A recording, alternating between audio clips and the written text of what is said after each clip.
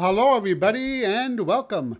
My name is Roger, and this is your daily tarot map for Friday, November 25th, 2016, using tarot to create the life you want. Well, I hope all my American friends enjoyed their holiday yesterday. So this week, we continue our work with the World Spirit Tarot, created by Lauren O'Leary. And the three cards drawn randomly from the deck today were the Nine of Swords, the Sage of Swords, and the Five of Cups. So the first card in our draw today is the Nine of Swords, a card nobody likes to see in their reading, as it represents being overwhelmed by worries, anxiety, thoughts, and fear. Now this is a card when we take a situation or a fear and rehash it over and over again in our heads.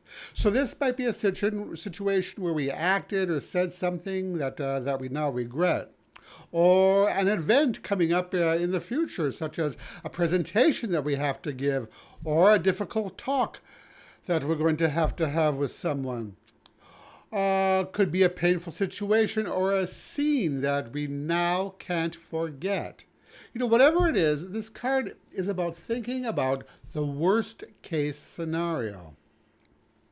Now, I will say that I've been here myself many a time, and the majority of the time, the worst case scenario that we've built up in our head never happens. It seems to be human nature for us to think the worst, and 9 times out of 10, things never end up as badly as we had imagined. Now, there's nothing wrong with having these thoughts. We all do. But if we keep them up, they will end up paralyzing us entirely. And anxiety does us no good. I think it was Seth Godin who said, anxiety is experiencing failure over and over again in advance. And even if things did take a bad turn, well, then what? All we can do in that case is accept it and then figure out what we're going to do next and how we're going to recover from it. So in order to get out of this trap of negative thinking, we need to commit ourselves to logical and rational thought, as suggested by the second card in our draw, the Sage of Swords, the equivalent to the King of Swords in the Rider-Waite-Smith tradition, or the Knight of Swords in the Thoth. Now, he's about mastering the mind and controlling our thoughts. He rules by intellect, and he's someone who doesn't allow his thoughts to just run wild. He advises us not to get sucked in by that worst-case scenario thinking in our mind, but rather, he reminds us to keep our head about us. The Sage of Swords asks us instead to determine our next step. If it's over a past issue, then we need to realize that what's done is done. There's no changing the past. So there's no sense investing our time and energy into thinking about it and rehashing it. Likewise, if it's a fear about a future event, then we might want to perhaps ask ourselves, what can I do to prevent this from happening, this worst case scenario picture? If it's out of your control, if there's absolutely nothing you can do about it to prevent it, then this card advises you to stop worrying about it. Worrying about a situation over which we have no control is not only non-productive, but it's a drain of our energy and of our life force. So we move to the last card in our draw, the Five of Cups. And here we see more anguish, but this time of emotions. So the Five of Cups is a card of loss, of grief, of suffering. And again, it can be about focusing too much on the past. Like the Nine of Swords, it's a card of intense emotions and brings with it feelings of worry, anxiety about the future, and again, regrets about the past. But what's interesting about this card is that she's facing to the right, which typically signifies the future. Her face is partly uncovered, realizing that it's perhaps time to move on.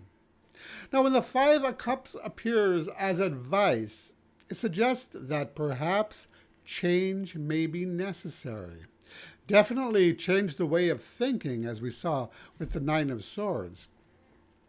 But also perhaps a lifestyle change, new friendships, new social engagements, career changes, or even major life direction switches. Lack of movement and growth in our life can bring with them those feelings signified by the Five of Cups. So we're asked here to perhaps make a point of experiencing new things, or like we said, making a change of direction. Fives are challenging, but they also bring with them that idea of change, of making some determined decisions so we can stop being the victim and begin to once again move forward. Now, it's worth mentioning here that the Sage or the King of Swords is the only figure in today's cards that are looking right at us, as if daring us to take up his challenge. In one hand, he's holding a sword. So, negative thinking of the Nine of Swords. In the other, he's holding a skull, which might represent the emotions in the Five of Cups. But he's looking at neither of them, instead looking forward, looking to the future. So he's made the decision to focus only on that over which he has control. So today we might want to ask ourselves, are we anxious over a past event or a future event that we have no control over? And if so, what can we do to move past it? So the message today for these three cards is, never let your fear decide your future. Accept that mistakes, embarrassment, and loss are all part of life, and that once we let them go, we can begin to move forward. So today's advice card comes from the Wisdom of Hidden Realms Oracle by Collette-Baron Reid, and the card drawn randomly from the deck today is the Chess Queen. So the Chess Queen asks us to have trust in our ability to move forward and to get past any of those dicey situations or emotions that keep us stuck. I find it interesting that one of the keywords for this card is strategizing. And that's very similar to the idea that we saw with the Sage or King of Swords card. So it's about recognizing that we may not be at our best at the moment and ask that we begin planning and developing a strategy of escape from those negative thoughts and emotions that might be paralyzing us. So we want to have trust that we can pull it off, and that once we decide what we're going to do, and we can then make it happen. And that's your Daily Tarot Map for today. If you like this video, I'd really appreciate it if you click the like button. And visit my website at tarot-dude.com. You'll find all my contact information. And that's it for today. Thank you so much for watching, and I'll talk to you again tomorrow. Brightest blessings.